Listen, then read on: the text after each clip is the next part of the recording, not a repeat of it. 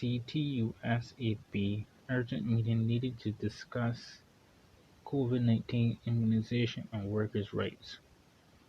General Secretary Dennis de Peiza said the Congress of Trade Unions and Staff Association of Barbados (CTUSAB) will make a request for a meeting of the Social Partnership to discuss COVID-19 immunization and workers' rights.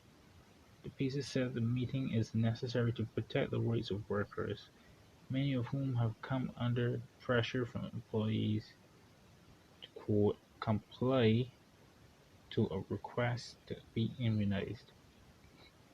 I don't know why these people keep talking about immunization and immunized. These things do not cause immunization. They're not vaccines. Quote, while urging members of the workforce and public to be immunized, the Congress accepts and supports that this remains subject to voluntary participation, the Peiza said. Yeah, people are adults. They have the freedom to do what they want to or not want to. But I still do not like that people are on one hand saying, yeah, you have the right not to take this if you don't want to, but we encourage you to take it. But if you want to, like, they're saying, if you don't have to take it if you don't want to, but if you want to take it, you can. I mean, freedom and the free will to do what you want is necessary, but if what you want to do is,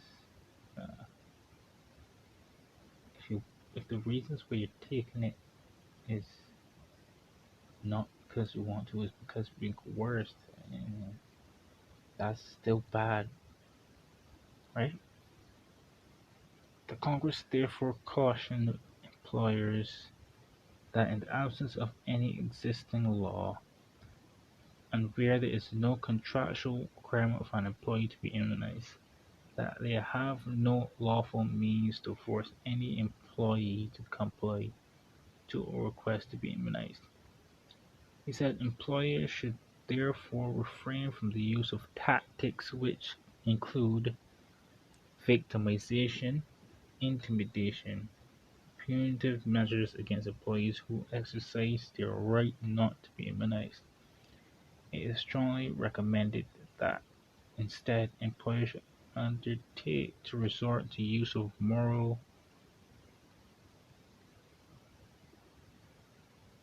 suasion, moral suasion. What the hell is appeal to? It's still coercion at the end of the day, right?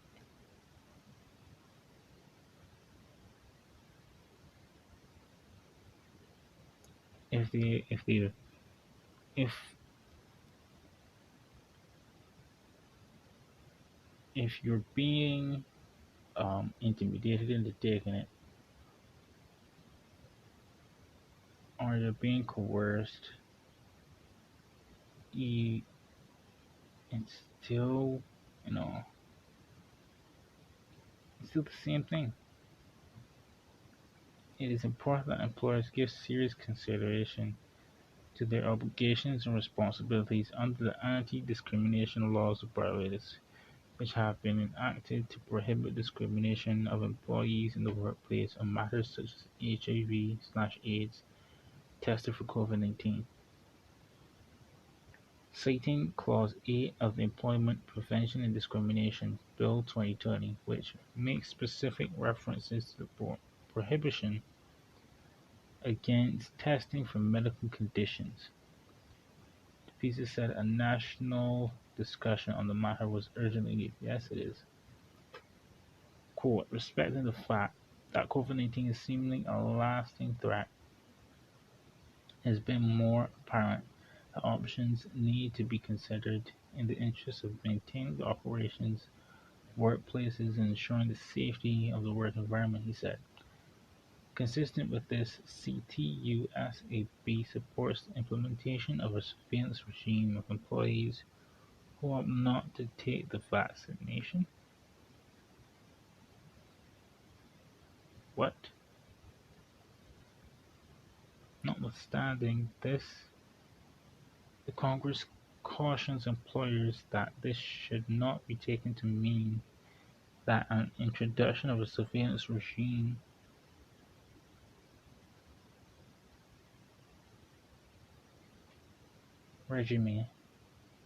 provides an opportunity to the infringement of workers' rights.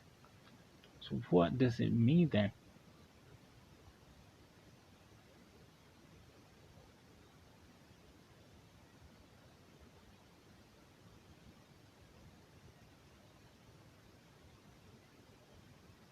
If they support the implementation of a surveillance regime,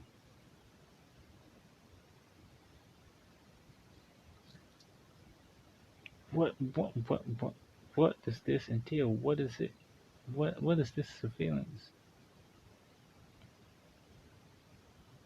Surveillance is surveillance, right? Am I missing something?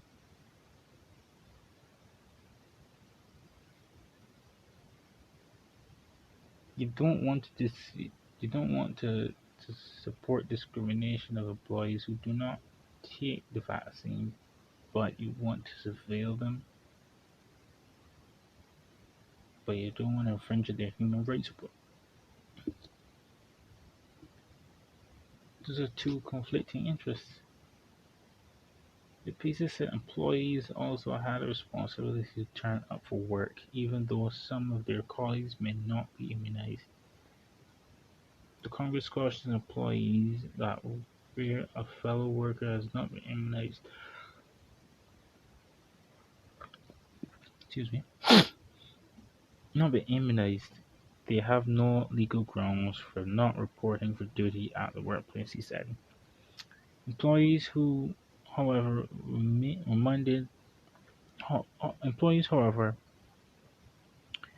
reminded that as provided under Section 104 of the Safety and Health at Work Act, they retain the right to raise any concerns of the safety of the workplace with the employers.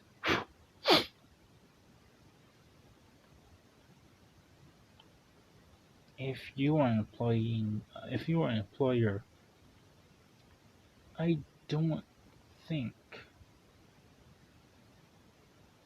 you should have to be told to not intimidate or discriminate against your employees when it comes to um, medical concerns, medical interventions. I would like to believe and I would like to have faith in humanity to believe that people shouldn't have to be told not to discriminate against people just because they haven't done something. I mean, is that too much to ask?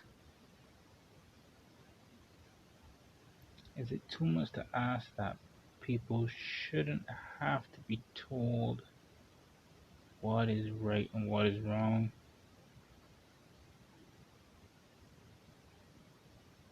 Is that too much to ask? In this whole pandemic era, it's becoming so. I mean, you have to tell people. People have to be told what to do, what to say, how to think, when to think, and when not to think.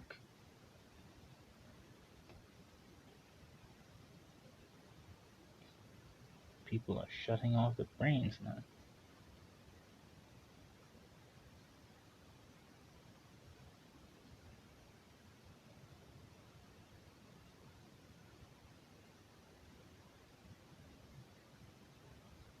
You have to be told by the authorities what is good, what is bad, what to do and what not to do.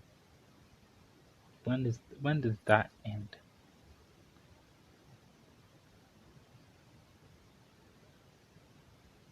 If the employee tells the employer that this is wrong and you shouldn't be doing this, and the employer doesn't listen, but then you have to wait for these government officials to tell them that it is wrong. What?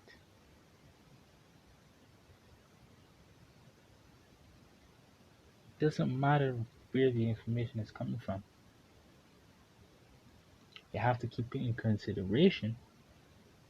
If the information is coming from known liars, not, to, keep that in consideration. But it really doesn't matter where the information is coming from. If it's a fact, if it's truth, it's truth. If it's fact, it's fact. It doesn't matter if it's coming from a bloke on the street or a guy in the suit. It doesn't matter. It doesn't change that it's a fact.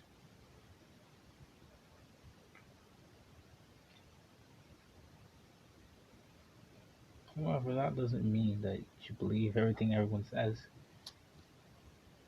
If the track record suggests that these people are known liars, you gotta keep that in consideration when making your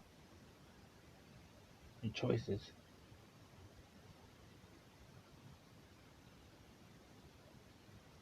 But I want to believe in humanity. I want to believe that people don't have to be told by the governments, especially. The governments, the